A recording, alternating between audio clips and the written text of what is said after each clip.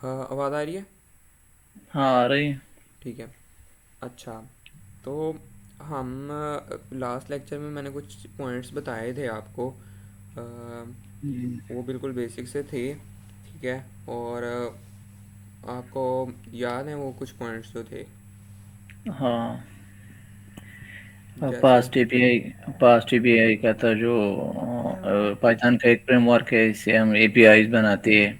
ठीक है। और एक एपीआई था जो हमारे पास दो जो एप्लीकेशन होते हैं उसको आपस में वो इंटरेक्शन जो होते हैं, तो इसके लिए इस्तेमाल होते हैं एपीआईज। ठीक है। और वो होते क्या नाम है, इंड पॉइंट्स का जो आपने बताया। जो पास्ट एपीआई में हमारे पास जो CRUD ऑपरेशन है, जो गेट पोस्ट डिलीट और क्या नाम है जिससे तीसरा ठीक है, तीसरा अपडेट और डिलीट। तो अपडेट। हाँ। ये CRUD तो ऑपरेशंस होते इसको, हैं। हाँ, तो इसको जो हम वो बनाते हैं, क्या नाम, @8.get, इस तरह। ठीक है। ये अच्छा। हमारे पास इंड पॉइंट्स हैं। ठीक है, और उसके बाद दो इम्पोर्टेंट चीज़ बताई थी, एक था स्कीमा वाली फ़ाइल और एक थी मॉडल वाली फ़ाइल। तो अब ना मैं आपको जो है डॉक्यूमेंटेशन से लेके चलूँगा, ठीक है। ज़रा हम ज़्यादा ठीक। स्क्वेजुअल बेस्ड हो जाएंगे और ज़्यादा स्ट्रक्चर्ड वे में अब हम सीखेंगे। तो अब मैं अपना एक तो स्क्रीन शेयर कर रहा हूँ, और आपको कल की जो एक चीज़ बताई थी, जो दो इम्पोर्टेंट पॉइंट्स, जो स्कीमा वाली फ़ाइल और मॉडल वाली फ़ाइल, ठीक है। हम्म। उस चीज़ को जो है ना, हम करेंगे, उसको थोड़ा ज़्यादा मोल्ड करके मैं आपको आज बताता हूँ, और हम ना फिर उसके बाद पाइथन की तरफ चलेंगे। पाइथन ज़रूरी है क्योंकि हमें पता है फास्ट एपी पाइथन का फ्रेमवर्क है, ठीक है। तो ठीक। Let's start. Just a second, मैं ज़रा ओपन करूँ वो फोल्डर जो कि हमारा ये है, इसके अंदर कोर्स फ्लो, ठीक है। तो सबसे पहले तो हमने अगर फास्ट एपी सीखनी है, हमें बहुत एडवांस्ड पाइथन नहीं चाहिए, ठीक है, इसको करने के लिए। हाँ, लेकिन इसका एक बेसिक अच्छा इंट्रोडक्शन हमें ज़रूर पता होना चाहिए, ठीक है।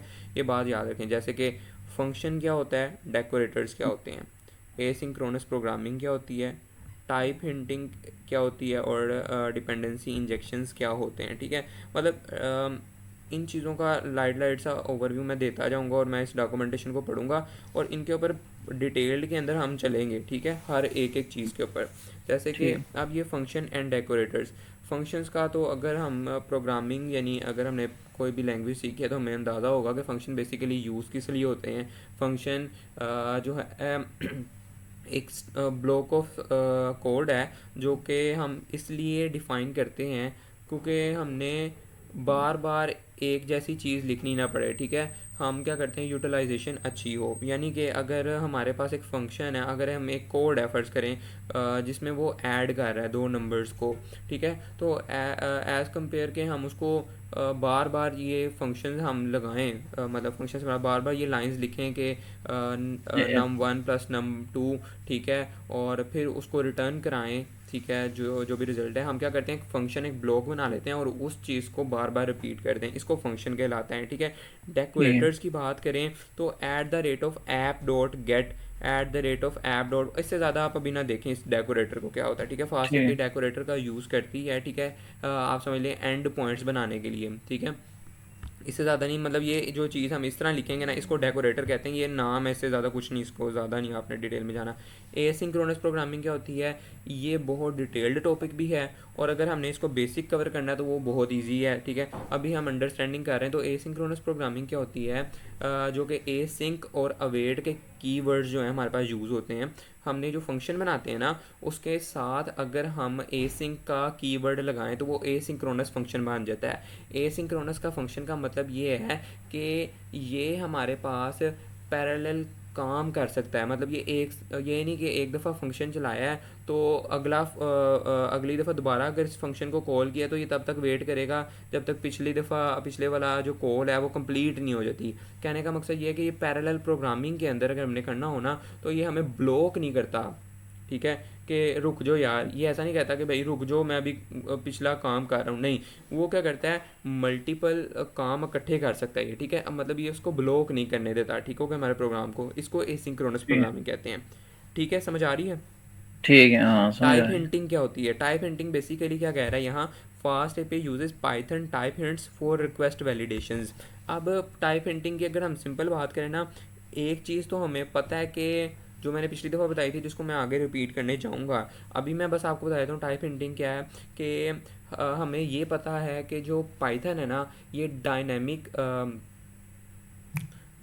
इसको क्या कहते हैं यार, वो डायनामिक टाइप्ड लैंग्वेज है, ठीक है, स्टैटिक टाइप हाँ नहीं है।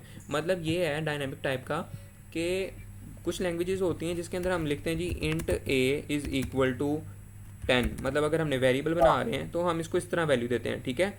तो ये क्या है, स्टैटिक टाइप हम खुद डिफाइन कर रहे हैं, ठीक है। बिल्कुल। लिखते वक्त हम खुद लिख रहे हैं कि यार ये जो वेरिएबल ए है ना, ये इंटीजर का ही है।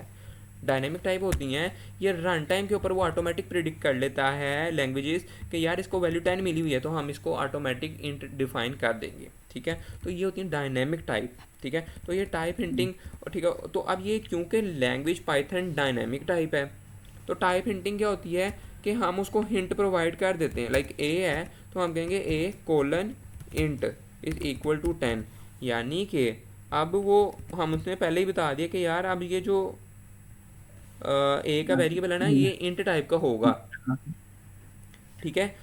तो अब ये कह सकते हैं कि यार अगर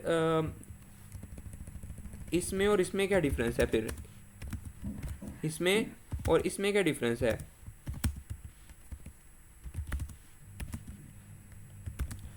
तो समहाउ अगर मैं कहूँ इसमें और इसमें कोई खास डिफरेंस नहीं है, ठीक है। हाँ बिल्कुल। लेकिन क्यों, क्योंकि इधर भी हम डिफाइन कर रहे हैं कि जो ए है वो इस टाइप का होगा, और इधर भी हाँ हम ऑलरेडी डिफाइन कर रहे हैं। लेकिन ये जो चीज़ थी ये थी स्टैटिक टाइप, हमें लाजमी डिफाइन करना है इंट, हाँ ठीक है। अगर हम यहाँ टाइप नहीं डिफाइन करेंगे वो एरर देगा। इधर क्या है, इधर हम अगर इसको ये नहीं डिफाइन करते, ये ऑटोमेटिक प्रिडिक्ट कर रहा है। लेकिन ये हाँ इसके अंदर एक एडिशनल फीचर हमने ऐड कर दिया कि यार हम इसको ये भी कह सकते हैं कि अगर आपने खुद डिफाइन करना है, अगर आपने स्टैटिकली खुद डिफाइन करना है ना कि ये वेरिएबल जो है इंट टाइप का होगा, तो इसके लिए हम टाइप हिंटिंग कह रहे हैं, ठीक हो गया। हाँ बिल्कुल। और इस चीज़ का भी हम इस्तेमाल करते हैं, आगे जाके और डीप हम जाएंगे इसमें। डिपेंडेंसी इंजेक्शन क्या होता है? डिपेंडेंसी इंजेक्शन क्या चीज़ है, देखो आपको याद है हम तारिक, आपको इतना तो पता होगा, जब हम बना रहे थे तो हम एक चीज़ करते थे जिसको हम कहते थे D B colon depends equal to get D B, याद है? हाँ हाँ तो हाँ याद है। तो वो डिपेंड्स क्या था, आपको मे बी वो चीज़ इतना नहीं पता होगा यार डिपेंड्स क्यों हम यहाँ लिख रहे हैं, राइट।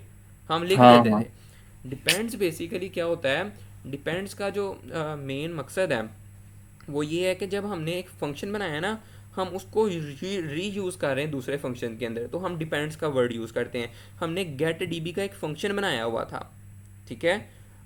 गेट डीबी का फंक्शन बनाया और उसको हम जब यूज़ करते थे तो हम डिपेंड्स का वर्ड यूज़ करते थे साथ, ठीक है। तो ये डिपेंडेंसी इंजेक्शन होता है। इसका मेन जो चीज़ है वो ये है कि हम डिफरेंट मॉड्यूल्स को या डिफरेंट फंक्शंस को, मॉड्यूल है फजूल में एक टर्म, हम ज़्यादा इसको नहीं जाएंगे डीप। अगर हम कहें कि सिंपल एक फंक्शन है, जब उसको रीयूज़ करना है ना हमने एक किसी और फंक्शन में, तो हम डिपेंडेंसी इंजेक्शन का यूज़ करते हैं, जो कि डिपेंड्स के कीवर्ड से यूज़ किया जाता है, ठीक है। तो ये मतलब पाइथन की एक बेसिक्स। फंक्शन को एक फंक्शन को हम दोबारा जब यूज करें तो इसको डिपेंड डिपेंड इंजेक्शन बोलते हैं। बिल्कुल आप कह सकते हो डिपेंडेंट इंडक्शन, कहते हैं कि हमने उसको दोबारा री यूज़ किया है दूसरे फंक्शन के अंदर। ठीक है। Web framework and API basics आपको पता होनी चाहिए। वेब फ्रेमवर्क क्या हिसाब किताब है, हमें ये पता है कि यार फास्ट एपीआई बैक एंड के तौर पे यूज़ होने जा रही है। इससे ज़्यादा कुछ हमें ये नहीं कि हमने फ्रंट एंड पे क्या यूज़ करना है, फ्रंट एंड पे जो भी हो, बैक एंड के लिए भी हम फास्ट एपीआई का यूज़ कर रहे हैं, ठीक है। तो जो कि वेब एप्लीकेशंस के अंदर यूज़ कर रहे हैं, ठीक है। उसके बाद आपको एपीआई क्या है इसके बारे में मैं बता चुका हूँ, ठीक है ना। कि एपीआई क्या है, एक अगर हम सिंपल वर्ड में बताएं तो एक ये रास्ता है जिससे हम दूसरी एप्लीकेशन के साथ इंटरेक्ट कर रहे हैं और डाटा को एक जगह से दूसरी जगह फ़्लो करवा पा रहे हैं, ठीक है। रेस्टफुल एपीआईज कॉन्सेप्ट क्या है जी, मैंने आपको बताया था। रेस्ट एपीआईज का अक्सर होता है जी, रेस्ट एपीआईज क्या है ये वो। इसमें बेसिकली रेस्ट एपीआई अगर सिंपल कहूँ तो इसमें यार चार तरीके से हम डाटा को CRUD ऑपरेशन परफॉर्म कराते हैं। और जो हमारे पास है जो कि मोस्टली इस चीज़ से डिपेंड होते हैं, यानी कि हमें पता है CRUD ऑपरेशन है ना, CRUD, क्रिएट। हाँ क्रिएट करना है तो हमने किस तरह करना है क्रिएट, पोस्ट के ज़रिए, क्वेरी। हाँ ठीक है, ये देखें, पोस्ट के ज़रिए, रीड करना है तो गेट के ज़रिए, ठीक है, अपडेट करना है तो पुट के ज़रिए, और डिलीट करना है तो डिलीट के ज़रिए। तो ये कीवर्ड्स हैं बेसिकली CRUD ऑपरेशन के लिए, ठीक है। रेस्टफुल एपीआई इसके अंदर ये कीवर्ड्स यूज़ होते हैं, ठीक हो गया। इस तरह कोई एट और है कि मतलब इसकी वो नहीं हो, गेट पोस्ट डिलीट और पुट ये नहीं हो? हाँ, वो रेस्टफुल एपीआईज नहीं होती, उनमें डिफरेंट यूज़ करते हैं कीवर्ड्स, बिल्कुल।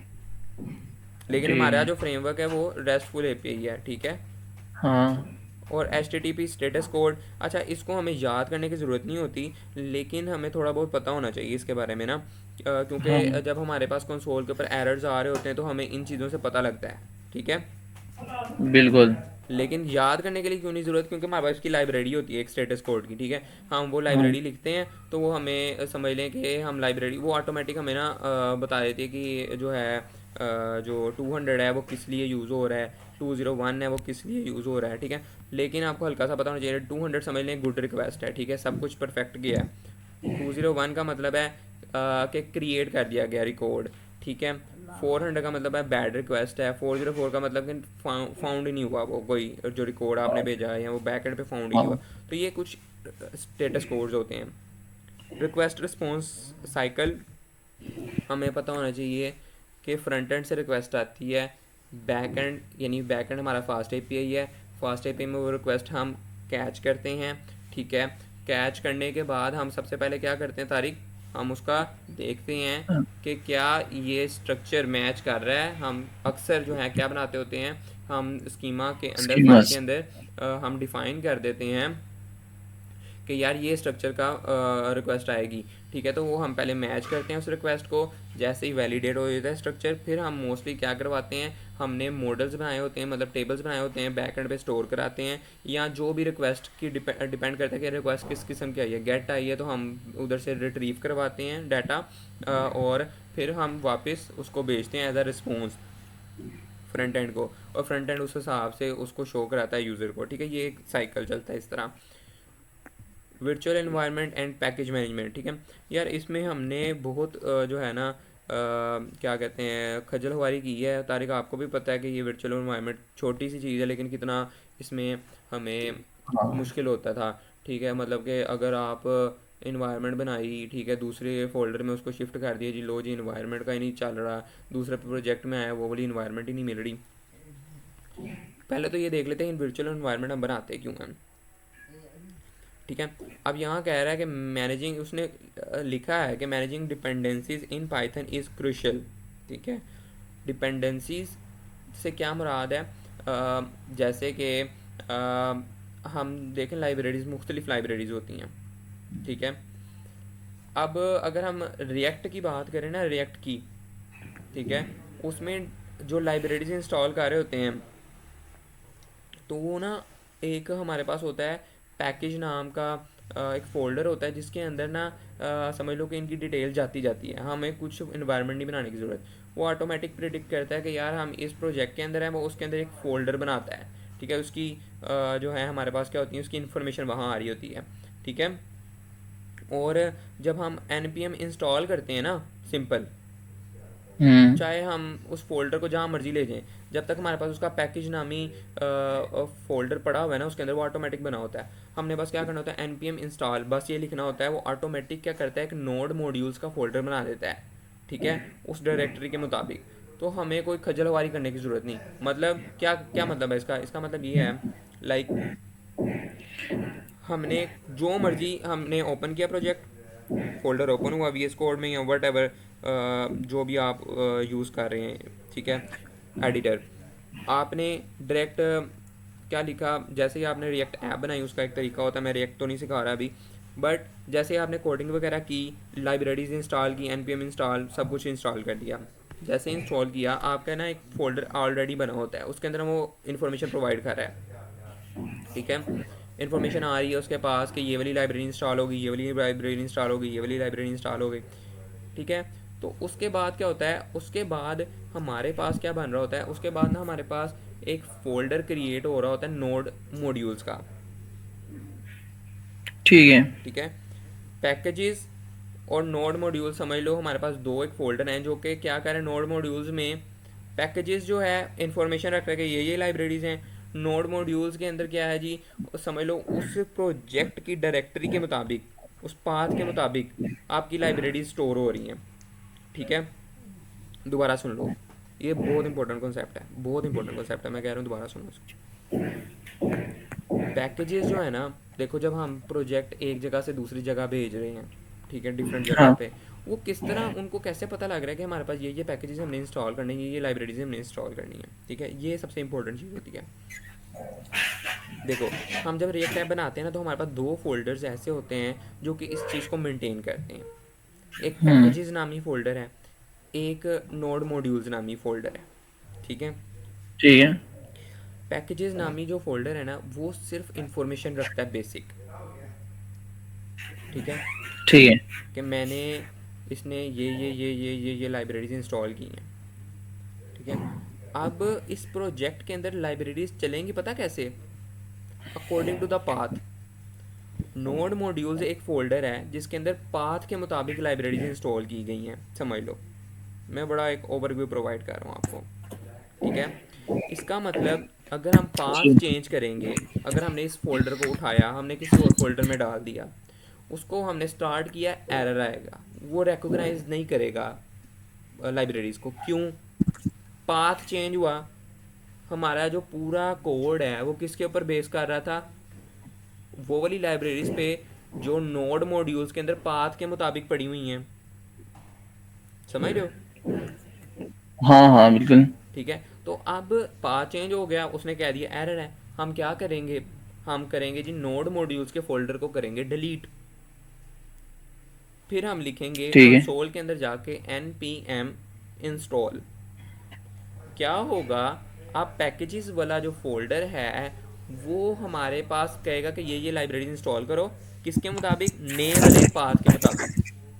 ठीक है, तो अब नोड मॉड्यूल जो है एक दोबारा फोल्डर क्रिएट होगा लेकिन न्यू वाले पाथ के मुताबिक।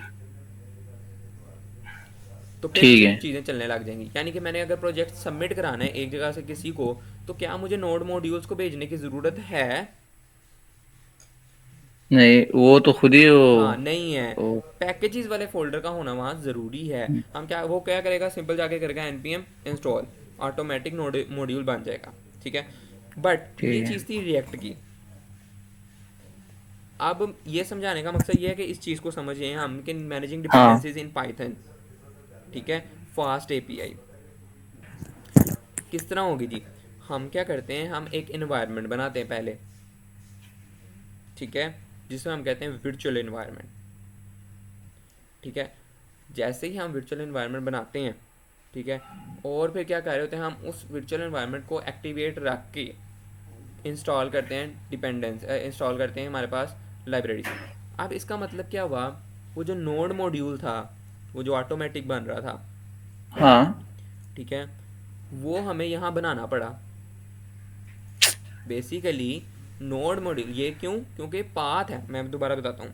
हाँ। हमने कहा कि एक वर्चुअल एनवायरनमेंट बनाया है जो कि नोड मॉड्यूल, एक तरह का नोड मॉड्यूल के तौर पे काम कर रहा है, जिसमें हमारे पास अब लाइब्रेरीज इंस्टॉल करेंगे हम, पाथ के मुताबिक, उस फोल्डर के पाथ के मुताबिक लाइब्रेरी इंस्टॉल होंगी।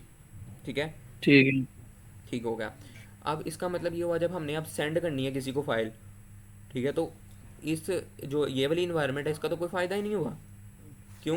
क्योंकि हमें पता है कि जो ये वाली इन्वायरमेंट है वो किस तरह काम करेगी, नोड मॉड्यूल्स के मुताबिक, के फोल्डर के मुताबिक, और हमें पता है कि वो पाथ से रिलेटेड होता है। तो पाथ चेंज हो जाएगा तो फ़ायदा कैसे, वो कैसे डाउनलोड करेगा ये चीज़ें। उसके लिए फास्ट एपीआई में भी क्या होना चाहिए, एक फ़ोल्डर ऐसा होना चाहिए पैकेजेस की तरह होना चाहिए ना, जो बस बेसिक इन्फॉर्मेशन रखे कि हाँ हाँ। ये लाइब्रेरीज आप इंस्टॉल करो। समझ रहे हो? हाँ बिल्कुल। तो अब उसका रद्द बदल क्या है, रद्द बदल मुझे नहीं पता है क्या मैंने वर्ड बोला है, मतलब उसका जो है, आप कह लो कि उसके उसकी तरह का क्या चीज़ हम यहाँ चीज़ प्रोवाइड करें कि जब हम इस चीज़ को किसी को प्रोवाइड करें तो वो क्या करे, उसको इंस्टॉल कर पाए। ठीक है, तो हम क्या करते हैं, हम एक requirements dot T X T की फाइल बनाते हैं। समझ आई? याद है? हाँ हाँ वो याद है। याद है। Requirement dot T X T की हम फाइल बनाएंगे और हम उसमें क्या करेंगे, सारी लाइब्रेरीज इंस्टॉल करा देंगे। तो क्या मुझे लाइब्रेरी को लिखना पड़ेगा हर जगह? नहीं। नहीं। वर्चुअल एनवायरनमेंट के पास पड़ी हुई है, हमने बस उसको इंस्टॉल उसके अंदर एक लाइन लिखनी है तो वो ऑटोमेटिक एक फोल्डर बनेगा टीएक्सटी फाइल का, और उसमें सारी क्या हो जाएंगी, डिपेंडेंसीज हो जाएंगी, लाइब्रेरीज का वर्जन के साथ जो है ना सब कुछ वहाँ पेस्ट हो जाएगा। इसका तो मतलब ये हम हुआ अब जब हम भेजेंगे तो क्या हमें अपना क्या कहते हैं वर्चुअल इन्वायरमेंट को साथ भेजने की ज़रूरत है? नहीं, नहीं है। क्या भेजने की ज़रूरत है? हमें सिर्फ वो क्या नाम है, requirement. Requirements dot T X T, ठीक है। हाँ, पैकेजेस की तरह हमें सिर्फ requirements dot T X T की ज़रूरत है। वो जब वहाँ पहुँचेगा वो उसको इंस्टॉल ऑटोमेटिक कर लेगा requirements dot T X T के ज़रिए। That's it. भाई मेरा बात सुनिए। जी। मेरे पास एक प्रोजेक्ट है, ठीक है। राइट। समझो रिज्यूमे एनालाइजर है। राइट। इसमें जो भी वो है, क्या नाम है, इसमें जो भी पैकेजेस इंस्टॉल है मेरे पास ठीक है। ईएनवी में, ठीक है। हम्म। मैंने अगर ये प्रोजेक्ट मैंने आपको देना है, ठीक है। तो मैं आपको सिर्फ रिक्वायरमेंट टेक्स्ट और वो जो कोड है मैं वो सिर्फ आपको दूंगा, ठीक है। बिल्कुल। फिर आप वहाँ पे एनवायरनमेंट बनाएंगे। हाँ बिल्कुल, मैं अपनी इन्वायरमेंट बनाऊंगा। हाँ, अपना एनवायरनमेंट, फिर उसको एक्टिवेट करके हम्म। वो पैकेजेस इंस्टॉल करेंगे बिल्कुल। रिक्वायरमेंट टेक्स्ट से। बिल्कुल। बस। बस। ओके। और वो बनाती इसलिए है कि इसमें जो वो है, क्या नाम है, ताकि पैकेज दूसरे। इंस्टॉल हो जाए सारे जो दिए हैं अपने बात के मुताबिक। That's it. नहीं, इसके मकासद एक तो ये नहीं है कि सिर्फ पैकेजेस के लिए हम इस्तेमाल करते हैं वर्चुअल इन्वायरमेंट। अच्छा। कि नहीं, ये सिर्फ सिर्फ इसका मकसद ये है कि सिर्फ हम वो पैकेजेस के लिए इस्तेमाल करते हैं। यार वर्चुअल एनवायरनमेंट का मकसद यही है कि हमने क्या करना है। मिक्सअप भी होना हो जाए, हैं? मतलब ये मिक्सअप मिक्सअप ना करे किसी और वो। हाँ मेरी बात सुनो ना, देखो मेन मकसद इसका यही है कि हम क्या कर रहे हैं, अपने अलग-अलग फोल्डर के अंदर अपने अलग-अलग packages according to the project रखवा रहे हैं। समझ रहे हो? देखो, ठीक। ठीक है, अब मेरे एक प्रोजेक्ट में 5 लाइब्रेरीज यूज़ हो रही हैं, एक प्रोजेक्ट में 15 लाइब्रेरीज यूज़ हो रही हैं, ठीक है। और मैं अब ऐसा नहीं कर सकता कि मैं ग्लोबली चीज़ें इंस्टॉल करने लग जाऊँ, ठीक है। समझ रहे हो? क्यों? हाँ, क्योंकि हमारी जो 5 लाइब्रेरीज हैं मे बी उन वो अलहदा 15 लाइब्रेरीज जो थी उसके अंदर में मौजूद हों। मतलब कहने का मकसद ये है कि कन्फ्लिक्ट आते हैं, ठीक है। ऐसा हो हाँ, सकता है कि कुछ लाइब्रेरीज इन लाइब्रेरीज के साथ कन्फ्लिक्ट करें। हमेशा याद रखो, वर्जन भी कन्फ्लिक्ट करवा देता है। ये अब डीप बातें होती जाएंगी। लाइब्रेरीज़ के वर्जन भी दूसरी लाइब्रेरीज़ के साथ कन्फ्लिक्ट करते हैं। तो एक प्रोजेक्ट जब बना रहा होता है ना बंदा, तो उसको शुरू में ही पता लग जाता है यार ये चीज़ कन्फ्लिक्ट कर रही है, तो वो उसकी लाइब्रेरी का वर्जन चेंज कर देता है। तो इसलिए हमारे पास हर अलहदा जो है ना वर्चुअल इन्वायरमेंट बन रहे होते हैं और उनकी अलहदा हम लाइब्रेरीज इंस्टॉल कर रहे होते हैं, ठीक है। ठीक है। अच्छा, अब इसको किस तरह इस्तेमाल करते हैं, बनाते किस तरह हैं, वो मैं आपको दिखा देता हूँ। ये पाइथन -m VENV, और ये वाला जो VENV है ना, ये नाम है उसका इन्वायरमेंट का, हाँ, ठीक ये है। है जो भी हम रखना चाहते हैं वो जो रख भी आप सकते हैं। रखना चाहते हो, ठीक है। ठीक है। पाइथन -m VENV और आगे नेम, हाँ, ठीक ठीक है। होगा। अच्छा, फिर उसके बाद ये अगर आप मैक के ऊपर हैं तो आपने ये वाली चीज़ लगानी है एक्टिवेट करने के लिए उसको। अगर आप ठीक। विंडोज़ के ऊपर हैं तो हमने ये चीज़ लगानी है। अब यहाँ ये याद रखो, ये VENV क्या है, ये VENV यहाँ जो नेम था ना, ये वो है। हाँ, तो हम यहाँ बेसिकली नेम लिखेंगे जो भी आपने नेम रखा होगा। हाँ, अक्सर मैं ई एन वी लिखता हूँ, सिर्फ ई एन वी। हाँ ये आप पे डिपेंड करता है, ठीक है। हाँ, नेम स्क्रिप्ट एंड एक्टिवेट, जैसे आप ये करोगे तो आपका एक्टिवेट हो जाएगा वर्चुअल एनवायरनमेंट, ठीक है। इस चीज़ से हमारे पास बेसिक जो तमाम हमें फास्ट एपीआई की लाइब्रेरीज चाहिए होती हैं, इससे हम इंस्टॉल कर सकते हैं उसको, ठीक होगा। ठीक है। ठीक होगा, फिर उसके बाद आता है हमारे पास ASGI एंड यूबीकॉन। अब मैं बता रहा हूँ आपको, ये चीज़ें हम डीपली बात करेंगे लेकिन अभी हम इसको अंडरस्टैंडिंग कर रहे हैं, ठीक है। Understanding ASGI and यूबीकॉन। यूबीकॉन क्या है? यूबीकॉन सर्वर है। सर्वर क्या ठीक होता है। है? सर्वर क्या है? सर्वर सर्वर पे हमारे पास वो, मतलब हमने जो पढ़ाया था, हमने जो सीखा है वो ये था कि हमारे पास सर्वर एक पावरफुल कंप्यूटर होते हैं और इसके साथ छोटे छोटे कंप्यूटर सी सिस्टम एस जो कनेक्ट आपने होते। सी एस पढ़ी है, जो आप थियोरेटिकल पढ़ रहे हैं, उसको अभी थोड़ी देर के लिए हम साइड पे रखते हैं। सर्वर जो है, अगर हम प्रोग्रामिंग लैंग्वेज में बात करें, हमें पता है कि यार जब हमने जो क्या कहते हैं, जब हम रिएक्ट एप्लीकेशन को स्टार्ट करते हैं तो उसके लिए क्या करते हैं, हम लिखते हैं जी एन पी एम का इस्तेमाल करते हैं, ठीक है। हाँ और हम कहते हैं like N P M run dev, ठीक है। तो एन पी एम क्या है, सर्वर है। इसी तरह if I am not wrong, U V कौन क्या है, सर्वर है। ये सर्वर क्या है, सर्वर बेसिकली जब आपने अपनी एप्लीकेशन को लाइव कर दिया, आपने अपनी एप्लीकेशन को क्या किया, उसको जो है हमारे पास वेब के ऊपर जब ऑन किया, डिप्लॉय किया। Deploy, deploy something is different. Deploy भी ठीक है, डिप्लॉयमेंट के लिए भी ठीक है, लेकिन हम देखो लोकल होस्ट पे भी चला रहे हैं ना, तो ये एक सर्वर हाँ के तौर पे एक्ट करता है। कि सर्वर क्या है, हमारे पास जो हमारा एप्लीकेशन है वो उस जब वेब के ऊपर, जब वेब पेज के ऊपर, इंटरनेट के ऊपर लाइव हुई, ठीक है, उसको हम सर्वर कहते हैं। या उसको हम लाइव एप्लीकेशन कहते हैं, किसके ज़रिए हुई, सर्वर के ज़रिए हुई, ठीक होगा। और अगर हम बैक एंड की बात करें ना, बड़ी इंपॉर्टेंट बात कर रहा हूँ, बैक एंड के अंदर जो टर्मिनोलॉजीज अक्सर जो यूज़ कर रहे होते हैं ना सर्वर को, वो हम क्या कर रहे होते हैं, वो हम सर्वर को बैक एंड को जब जो डिप्लॉय हुआ होता है ना, deployed version of back end, उसको सर्वर कह हम्म, रहे होते हैं, ठीक है। ये भी याद रखना है आपने। क्या, ये दोबारा बता दे। यार बैक एंड जो होती है ना, मोस्टली जब हम इंडस्ट्री के अंदर बात करते हैं ना सर्वर की, तो मोस्टली ऐसा होता है, सर्वर जो है किसको वो कह रहे होते हैं, हम सर्वर कह रहे होते हैं basically deployed version of back end. Back end को जब हम डिप्लॉय कर देते हैं, उस चीज़ को हम सर्वर कह रहे होते हैं, ठीक है। ठीक है। खैर, आगे चलते हैं।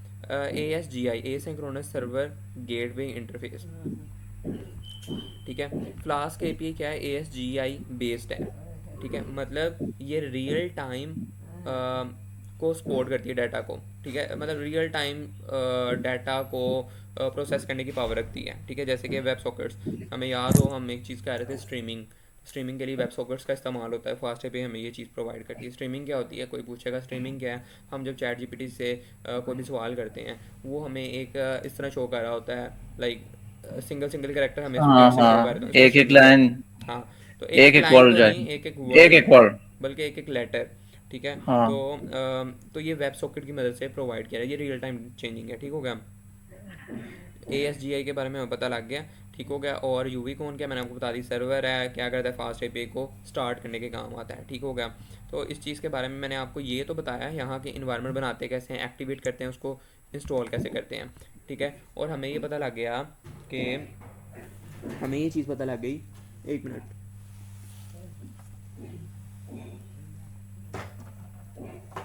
हमें ये चीज़ पता लग गई कि हमने इन्वायरमेंट बना लिया। और मैंने आपको एक चीज़ इसको कंपेयर किया था, आपको बताया था कि जो इन्वायरमेंट है वो, अगर हम रिएक्ट एप्लीकेशन से बात करें तो वो किसके इक्वल है, एक फोल्डर के, जो कि नोड मॉड्यूल्स का फोल्डर है, ठीक हो गया।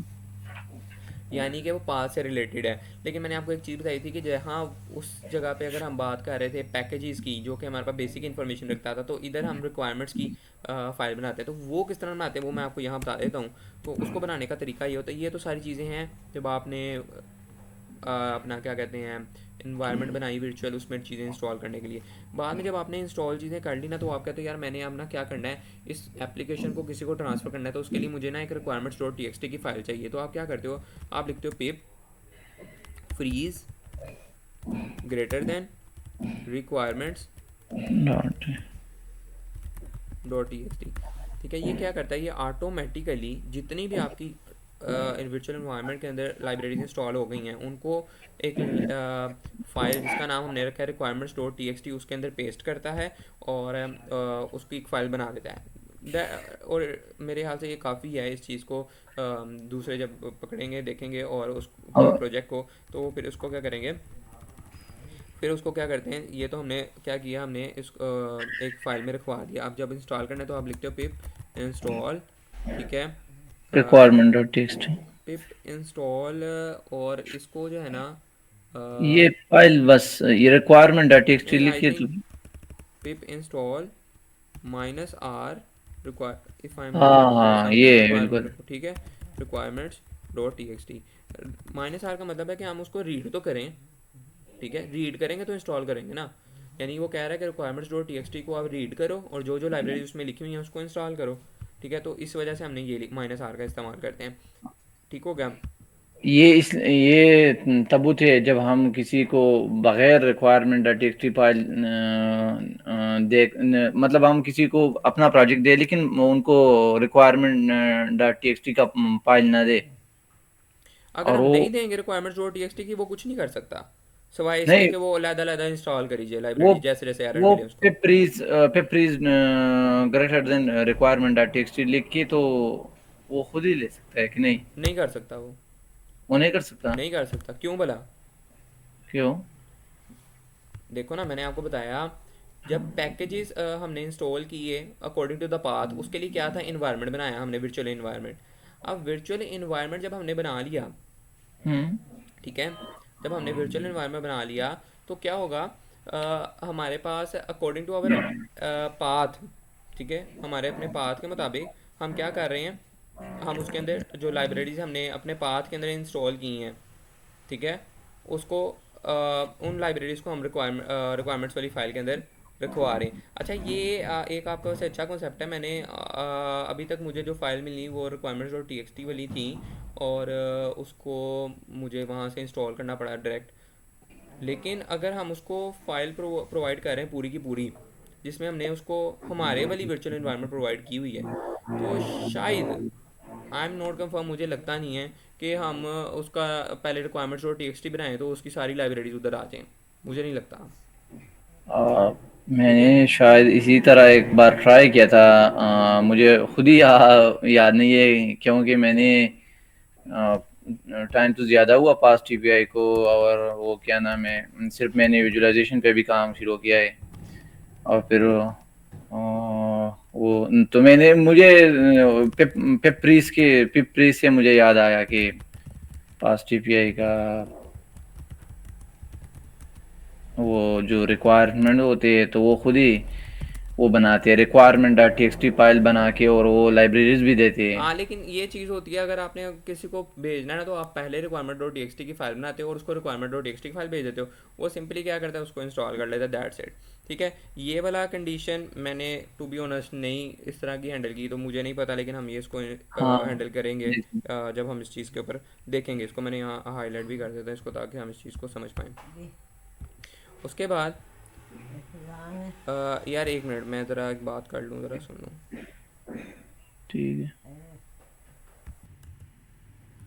अच्छा, तो ये हमने देख लिया यूवीकॉन का, ठीक है, सॉरी, यूवीकॉन का थोड़ा सा मैं बता देता हूँ आपको। यूवीकॉन बेसिकली सर्वर है जो कि हमें एप्लीकेशन को स्टार्ट करने के काम आएगा, ठीक है। ठीक है। यहाँ ये कैसे आ रहा है, Uvicorn main colon app minus minus reload. अब इस पूरे का थोड़ा सा मैं मतलब बता देता हूँ आपको। बेसिकली होता ही है, हम जब अपनी एक एप्लीकेशन बनाते हैं ना, तो जो मेन फाइल होती है हमारे पास, वो कह रहा है यूवीकॉन मेन, ठीक है। उसके अंदर हमारे पास एक ना ऐप चीज़ होती है, ऐप, ठीक है। ये जब हम एक बेसिक स्ट्रक्चर पढ़ेंगे ना, तो हमें पता लगेगा कि ऐप जो है हमारे पास, समझ लो कि पूरी एप्लीकेशन को स्टार्ट करने के लिए ना, उस मेन फाइल के अंदर हम एक ऐप का वेरिएबल बना रहे हैं, समझ लो। ठीक है। तो मेन कोलन ऐप, यानी कि मेन फाइल में जाओ और उधर से जो ऐप है ना, वो है हमारी मेन पूरा फास्ट एपीआई, ठीक है। और फिर हम कह रहे हैं माइनस माइनस रीलोड, ठीक है। इसको क्या करो, माइनस माइनस रीलोड का मतलब ये है कि जो भी चेंजेस हो रहे हैं ना, उसको फ़ौरन रीलोड करके हमें शो भी कराओ, ठीक है। इसका मतलब ये है। ठीक है। ठीक हो गया।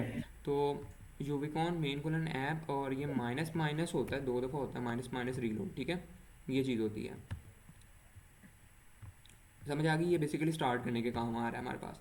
ठीक है। डिपेंडेंसी इंजेक्शन क्या है जी हमारे पास, सिंपली हमें पता है, जब हम reusable function can be injected by dependency injection, और ये डिपेंड्स के तौर पे यूज़ किया जाता है, useful for authentication database sessions. हमने यहाँ मोस्टली जो है डेटाबेस सेशंस के लिए यूज़ करना है इसको, और हमें पता है कि हम डेटाबेस के लिए ही यूज़ कर रहे थे ज़्यादातर, ठीक है। ऑथेंटिकेशन में भी काम करता है। इसकी एग्जांपल है, ये देखो, इंपोर्ट हम कर रहे हैं डिपेंड्स को, और हमने क्या किया जी, यहाँ एक फंक्शन बनाया हुआ है, ठीक है। और ये क्या कर रहे हैं हम, इस जब इस फंक्शन के अंदर ये जो डेकोरेटर है, ठीक है, और इस डेकोरेटर के अंदर हमने, यानी कि सिंपल अगर मैं कहूँ, ये फंक्शन है, इसको हमने रीयूज़ किया है इस वाले फंक्शन के अंदर। और उसके लिए किस तरह किया है, इक्वल टू हमने लिखा, आगे डिपेंड्स लिखा, और हमने क्या किया, गेट डीबी, ये एक फंक्शन है ये पूरा, ठीक हो गया। ये हाँ फंक्शन को हाँ हमने यहाँ बिल्कुल। यूज़ कर लिया, ठीक हो गया। तो मतलब इस फंक्शन को इस फंक्शन में यूज़ करने के लिए हमने डिपेंडेंसी इंजेक्शन का यूज़ किया। Now we will move toward Pydantic. अच्छा, दो चीज़ें मैं बता चुका हूँ आपको, पाइडेंटिक का थोड़ा सा अंदाज़ा होगा, ठीक है। और फर्दर हम बात भी करेंगे इनकी। एक पाइडेंटिक है, नीचे मैंने क्या बताया हुआ है, ठीक हो गया। और मैंने क्या बताया हुआ है ये, और ये चीज़, इसको मुझे पहले ऊपर लिखना चाहिए, I think so, let me सी कि अगर मैं इसको ऊपर ले जाऊँ, ठीक है, हम इसको ऊपर लेके जाएंगे ये, ताकि ना थोड़ी सी वो बने, स्ट्रक्चर बने। ठीक है, क्यों? क्योंकि मैं चाहता हूँ कि हम प्रॉपरली समझें। अच्छा, तो अब हमने ये पढ़ लिया, उसके बाद डिपेंडेंसी इंजेक्शन के बारे में देख लिया। Working with Jason and response model है, ओके, ये है, सॉरी, पाइडेंटिक। पाइडेंटिक के बारे में देख रहे थे। अच्छा, अब मेरी बात देखो, हमने पिछले लेक्चर में थोड़ा सा उसको डिटेल में गए। हमने कहा स्कीमा होती है एक फ़ाइल, एक मॉडल्स का फ़ाइल होती है। स्कीमा के अंदर हमने बताया कि और हम मॉडल्स होते हैं,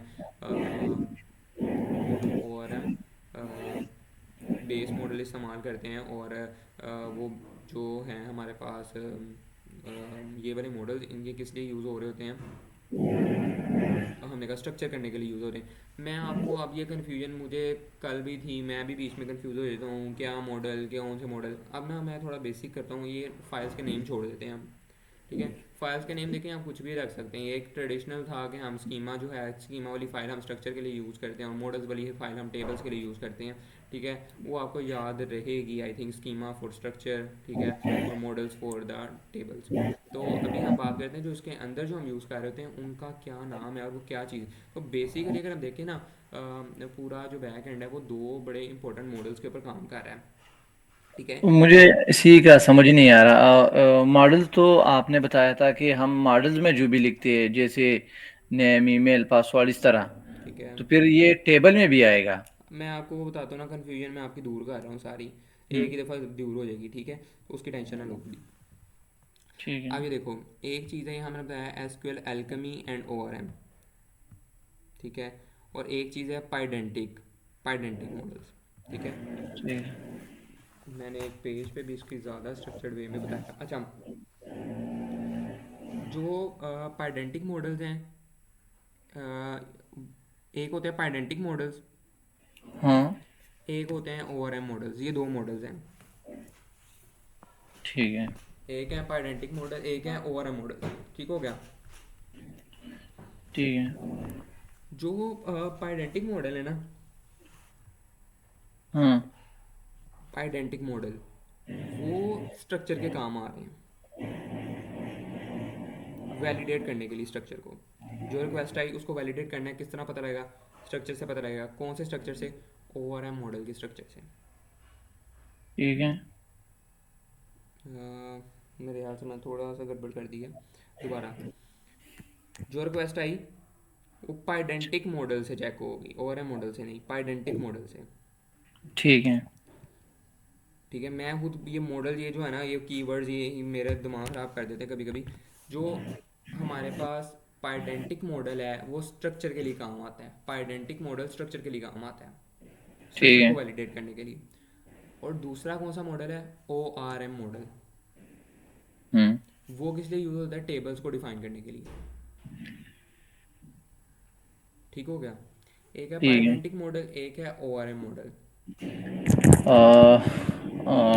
पाइडेंटिक मॉडल जो फ्रंट एंड से जो रिक्वेस्ट आते हैं, तो इसको वैलिडेट करने के लिए पाइडेंटिक मॉडल, पाइडेंटिक पाइडेंटिक मॉडल। पाइडेंटिक। और और जो ओ आर एम मॉडल है, तो टेबल को डिफाइन करने के लिए, टेबल हमारे पास कैसा बनेगा? बिल्कुल, टेबल किस तरह डिफाइन करना है, वो हाँ। सारा कॉलम जो है वो हम लोग वहाँ डिफाइन करते हाँ। हैं ओआरएम मॉडल में।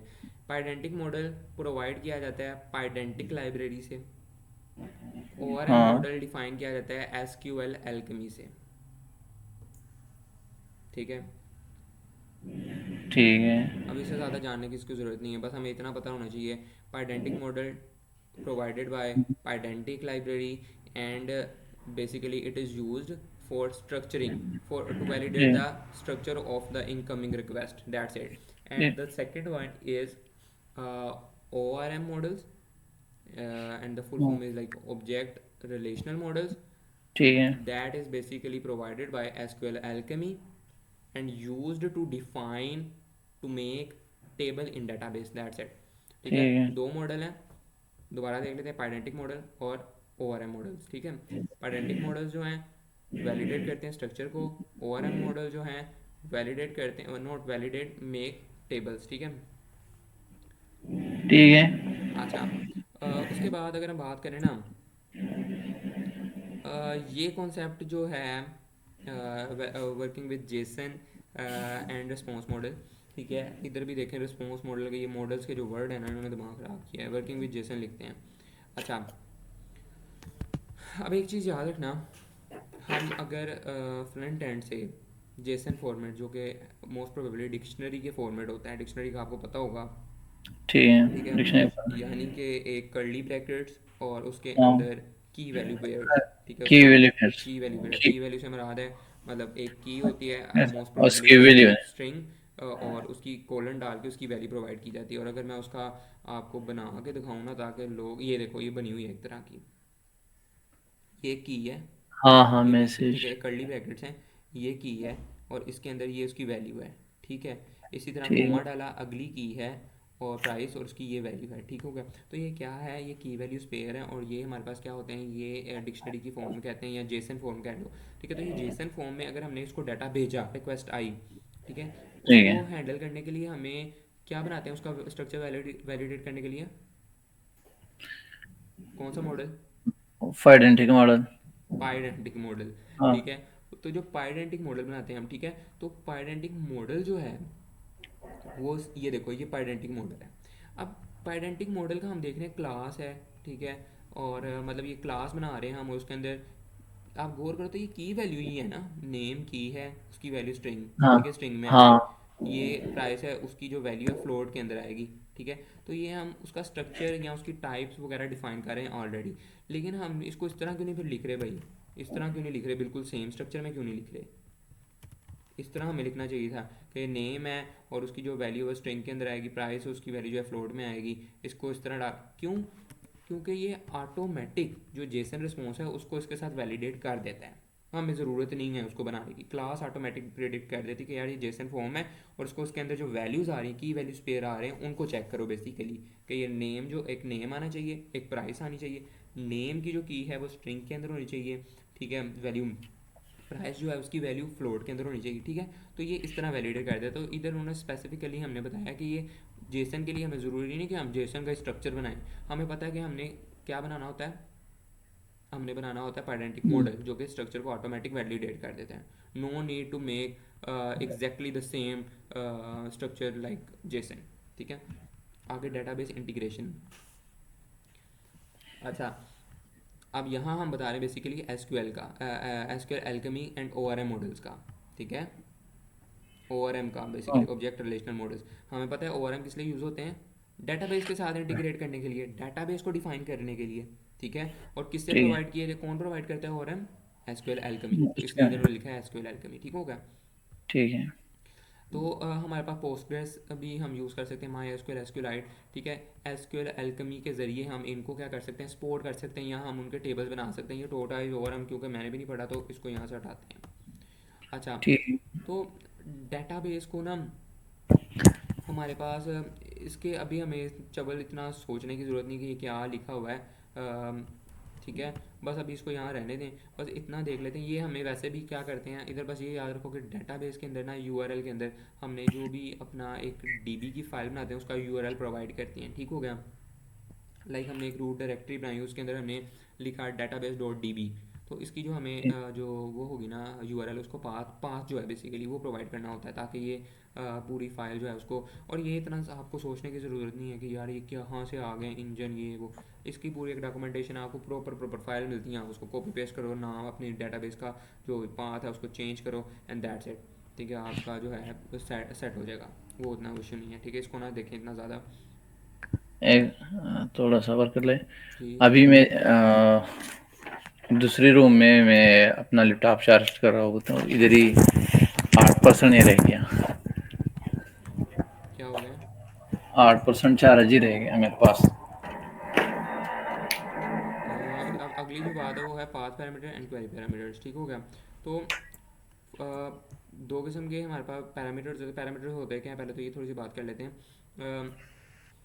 पैरामीटर्स बेसिकली आप ये समझें कि हमने जब फ्रंट एंड से हमारे पास रिक्वेस्ट जाएगी बैक एंड पे। तो क्या नाम है, तारिक अपनी आवाज़ जो है ना म्यूट कर लो, जब कुछ बोलना होगा तब ऑन करना माइक।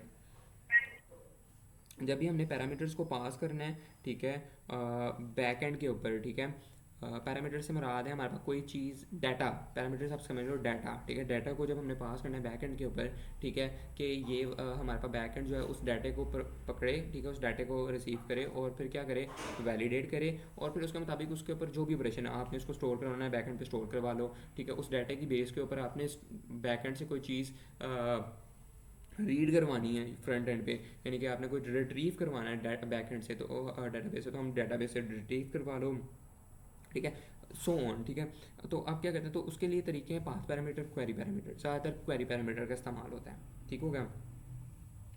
तो क्वेरी पैरामीटर्स क्या हैं, पाथ पैरामीटर्स क्या हैं, इसके बारे में देख लेते हैं। जो क्वेरी पैरामीटर है ना और पाथ पैरामीटर, इनमें ये फ़र्क है कि पाथ पैरामीटर में आप जब बैक एंड के अंदर ना आपको वो डिफ़ाइन करना पड़ता है जब आप उसका एंड पॉइंट लिख रहे होते हो, ठीक है। एंड पॉइंट क्या होता है इसके बारे में भी देख लेते हैं।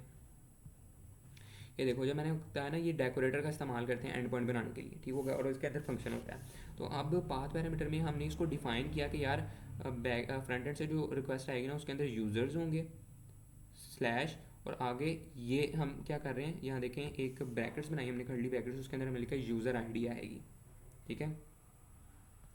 अब ये बात याद रखें कि जब हम थोड़ी पाइथन को पढ़ेंगे ना तो हमें पता होगा कि यार जब हमने कोई वेरिएबल का नाम लिखना होता है ना तो उसके लिए हम ये कर्ली ब्रैकेट्स बनाते हैं, यहाँ एफ स्ट्रिंग बनाते हैं, ठीक है, एफ स्ट्रिंग लिखते हैं, एफ स्ट्रिंग, और उसके अंदर हम यहाँ क्या करते हैं, इधर कर्ली ब्रैकेट्स के अंदर उसका नाम लिखते हैं वेरिएबल का। But there is no need when we are working in like decorator, ठीक है। अब जब हम फास्ट एपी में काम करेंगे ऑटोमेटिक उसको प्रेडिक्ट करेगा कि ये हमारे पास वेरिएबल का नाम ही है, ठीक होगा, हमें ये बनाने की यहाँ ज़रूरत नहीं होगी, ठीक है। हम इसको यहाँ से पहले कैच करेंगे, पाथ से, पाथ पैरामीटर है, पाथ से कैच करेंगे उसको, यहाँ उसको हमें, मैंने आपको ऊपर भी सबसे ऊपर बताया कि हम टाइप जो है उसको डिफ़ाइन करते हैं, ठीक है, हमने उसको वैलिडेट करते हैं या उसको डिफ़ाइन कर देते हैं। सबसे ऊपर अगर हम चलें ना इधर, ये देखें, हम यहाँ बता रहे थे टाइप हिंटिंग, टाइप हिंटिंग कहते हैं इसको। तो हम इसको क्या करते हैं, यहाँ हमने टाइप हिंटिंग की, ठीक है, कहाँ गया ये, टाइप हिंटिंग की हमने, ठीक है, कि इंट के अंदर आएगा, ठीक है, यूज़र आईडी, और फिर क्या किया हमने उसको, मतलब जो भी ऑपरेशन परफॉर्म कराना है वो करवाया। But on the other hand query parameter जब आते हैं वो पाथ पैरामीटर्स मतलब पाथ के अंदर नहीं डिफाइन होते, तो हम यहाँ पाथ के अंदर उसको नहीं लिखते, ठीक होगा। तो हम क्या करते हैं, हमें फिर अगर पाथ में नहीं आते तो यार कैसे आते हैं, वो रिक्वेस्ट के अंदर जब हम सेंड कर रहे होते हैं फ्रंट एंड से, तो हम उसको एक अलहदा प्रोवाइड करते हैं एक वे के अंदर, और हम उसको क्या करते हैं बस इतना समझ लें कि वो पाथ में नहीं आते, उसको क्या तरीका है, वो कैसे फ्रंट एंड भेजता है, वो अभी हमारा कोर्स नहीं है, ठीक है। तो उसके बाद जब हमारे पास क्वेरी पैरामीटर आते हैं तो उसके लिए हम क्या करते हैं, सीधा फंक्शन के अंदर हम क्या करते हैं, उस क्वेरी पैरामीटर को लिखते हैं, उसकी हम साथ क्या कर रहे हैं, यहाँ हमने उसकी टाइप हिंटिंग कह रहे हैं, बट मेक श्योर मोस्टली जब फ्रंट एंड से रिक्वेस्ट आती है तो वो मोस्टली वो सिंगल टर्म नहीं होती, वो मोस्टली जेसन फॉर्मेट में होता है, ठीक है। सिंगल टर्म भी होती है, जेसन फॉर्मेट में भी आता है डाटा। तो अगर जेसन फॉर्मेट में डाटा आएगा तो हम क्या करें, उसको खाली स्ट्रिंग तो लिख नहीं सकते। आप जेसन फॉर्मेट में क्या मतलब, जेसन फॉर्मेट मतलब कि उसकी जो की वैल्यूज़ हैं, ठीक है, जो की और वैल्यूज़ हैं वो हमारे पास क्या होती हैं, हर की वैल्यू हो सकता है स्ट्रिंग भी हो, इंट भी हो, तो हम यहाँ एक चीज़ तो डिफाइन नहीं कर सकते।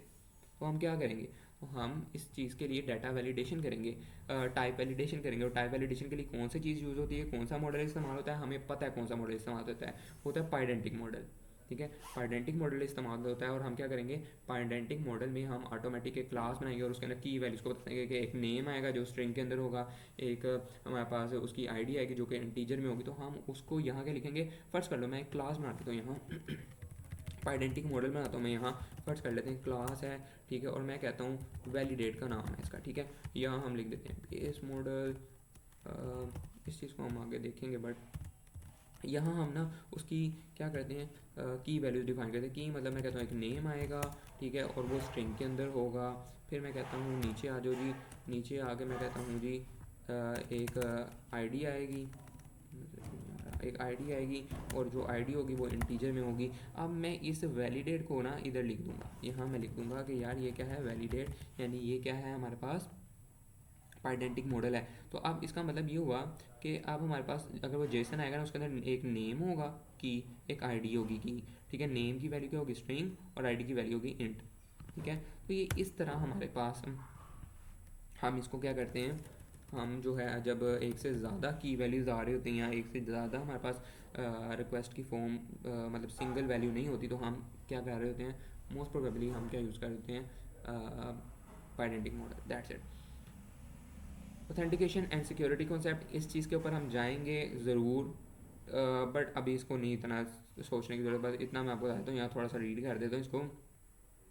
JW टोकन इस्तेमाल करते हैं, ठीक है। देखें अब तो क्यों हमें ये चीज़ें यूज़ करनी पड़ रही हैं, पासवर्ड हैशिंग क्यों करनी पड़ रही है, और ऑथ 2 क्यों करना पड़ रहा है हमें, ठीक है। ये चीज़ें मेरी बात याद रखें कि जब हम एप्लीकेशन बना रहे होते हैं, हम ऐसे भी कर सकते हैं कि मैं कहूँ कि यार ईमेल जो लिख रहा है वो ईमेल में स्टोर करो, और जो पासवर्ड उसने लिखा है एज इट इज़ आप उसको अपने डाटाबेस में पासवर्ड को स्टोर करो। बट हमारे पास सिक्योरिटी चेक्स होते हैं, मतलब जब ये एप्लीकेशन लॉन्च करेंगे और इस चीज़ को ऊपर ना हमारे पास अगर इंस्पेक्शन होती है ना, तो ये चीज़ बड़ी वैलिडेट करती है कि क्या आपने उनको खैश में रखा है, क्या आप उनकी ये सिक्योरिटी, क्या आप उनकी जो है प्राइवेट चीज़ों को जो है एक्सेस खुद ही कर रहे हैं, ठीक है। तो जो है हम क्या करते हैं, उन चीज़ों को क्या करते हैं, हम पासवर्ड को हैश फॉर्म में, इनक्रिप्टेड फॉर्म में रखवाते हैं, ठीक है। बस इतना ये याद रखें, इनक्रिप्टेड फॉर्म में रखवाने का मतलब ये है कि हम उसको जो है फ़र्ज़ कर लेंगे, मैं कहता हूँ तलहा करके मेरा पासवर्ड है तलहा, तो मैं उसको तलहा नहीं बैक एंड में स्टोर कराऊंगा, ठीक है। मैं उसकी एक इनक्रिप्टेड फॉर्म बनाऊंगा, यानी टी के लिए कुछ भी हो सकता है लेटर्स, ठीक है। ए के लिए कोई भी एक लेटर्स या कई लेटर्स का मजमूआ ए के लिए इस्तेमाल होगा, तो ये इनक्रिप्टेड फॉर्म में हम बैक एंड पे स्टोर करते हैं, ठीक हो गया। इस तरह करके हम उसको स्टोर करते हैं, ठीक है। उसके लिए ये सिक्योरिटी मेजर्स हैं और हम इसको आगे जाके करेंगे। स्वैगर यूआई क्या होती है, रेडॉक्स क्या होती है, जब हमने बैक एंड बनाते हैं, ठीक है, उनको एपीआई को टेस्ट करने के लिए हमें ज़रूरी नहीं है कि हमने उसको फ्रंट एंड भी बनाना है, ताकि फ्रंट एंड से बैक एंड पे रिक्वेस्ट जाए और कोई चीज़ ऑपरेशन हो तो हमें पता लगे कि यार कोई चीज़ वैलिडेट कर रही है कि नहीं, ठीक है। लेकिन हम जो ठीक है, तो हम क्या करते हैं, जब बैक एंड को हमने सीखना है फास्ट एपीआई के लिए, हमारे पास स्वैगर यूआई का इस्तेमाल करते हैं या रीडॉक का इस्तेमाल करते हैं, ताकि हम अपनी रिक्वेस्ट को देख सकें। Web sockets, background task, GraphQL, CORS middleware क्या होता है, इन चीज़ों के बारे में हम फर्दर आगे पढ़ेंगे, ये बोनस वीडियो बनाएंगे इसकी और इस चीज़ के ऊपर समझेंगे, ठीक है। मेरे ख्याल से टाइम वादू ही हो गया और मैं बोल बोल के थक गया हूँ। पाइथन अब इसे जो है हम उसको जो फर्दर अगली नेक्स्ट वीडियो में हम पाइथन को स्टार्ट कर देंगे। अभी काफ़ी चीज़ों को मैंने डिटेल बता दी है, और जो है ना इस चीज़ को, इन चीज़ों को आप लिखें और इनको ना हल्का हल्का जो है, अगर आपने ओवर रिसर्च करनी हो तो लाइट लाइट से रिसर्च कर लें, बट अभी के लिए इतना ही है, ठीक है। तो इंशाल्लाह नेक्स्ट जो है ना हम पाइथन स्टार्ट करेंगे। मुझे लग रहा है पहले मुझे इरादा था कि मैं पाइथन को स्टार्ट करवा दूंगा, but in the next video we will इंशाल्लाह। इंशाल्लाह। और ये डॉक्यूमेंट भी मेरे साथ शेयर कर दे, वीडियो को रिकॉर्डिंग को आप कर दे। मैं रिकॉर्डिंग आपको शेयर उधर यूट्यूब पे शेयर करूँगा। नहीं, रिकॉर्डिंग तो नहीं, मैं चाहता